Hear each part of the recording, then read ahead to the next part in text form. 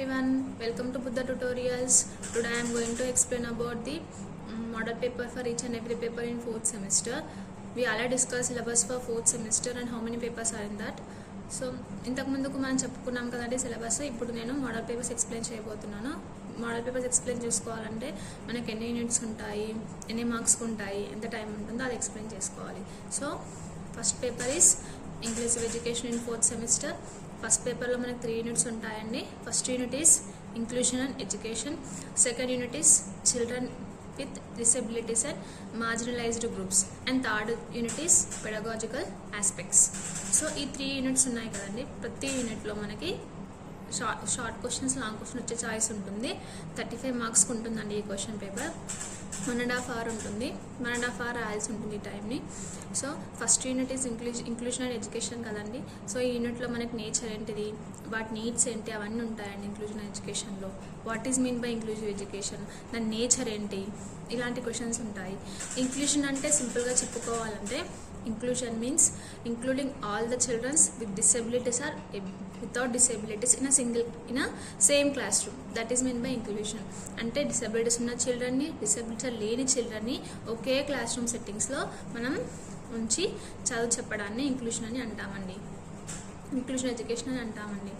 So children with disability, second యూనిట్లో children with disabilities and marginal groups ఉంటుందండి. ఇందులో disabilities అన్ని రకాలుగా ఉంటుంది.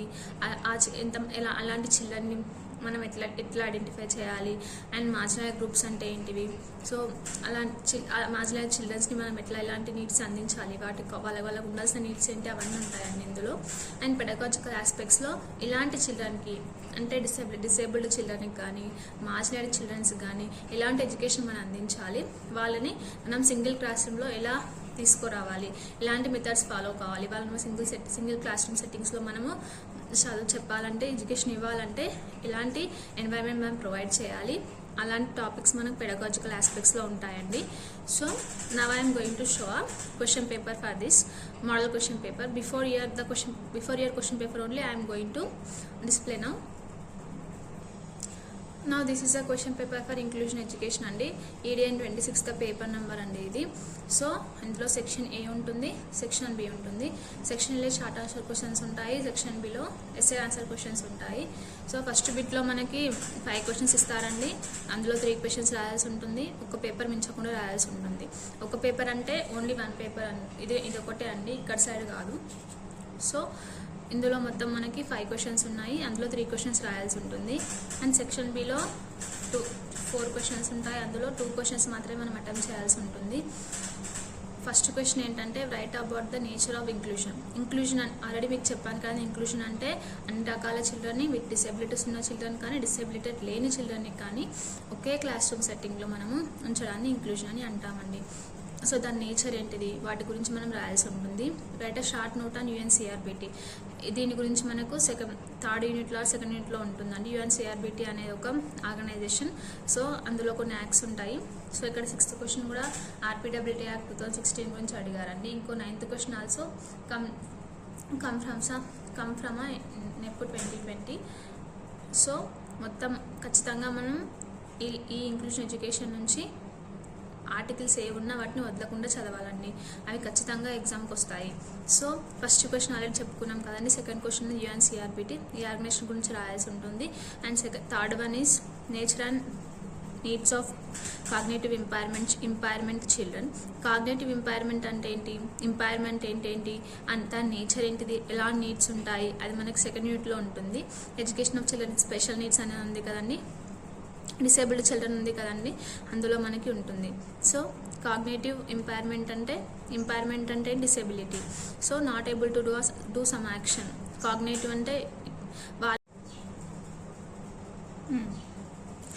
సో 4th క్వశ్చన్లో what are the various opportunity for children with disabilities in various fields of sports అండి. So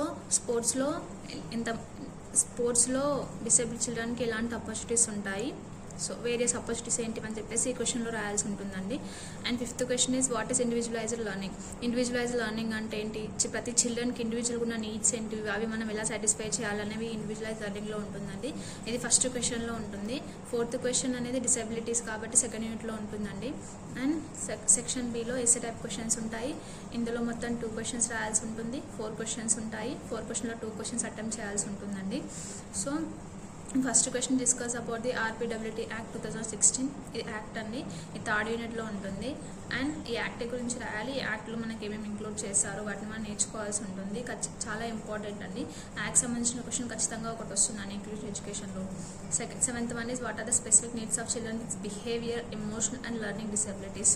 disabilities అంటే ఏంటి, అందులో టైప్స్ ఏంటివి, ఆ టైప్స్లో చిల్డ్రన్కి స్పెసిఫిక్ నీడ్స్ ఏంటివి అది మనం చదవాల్సి ఉంటుందండి.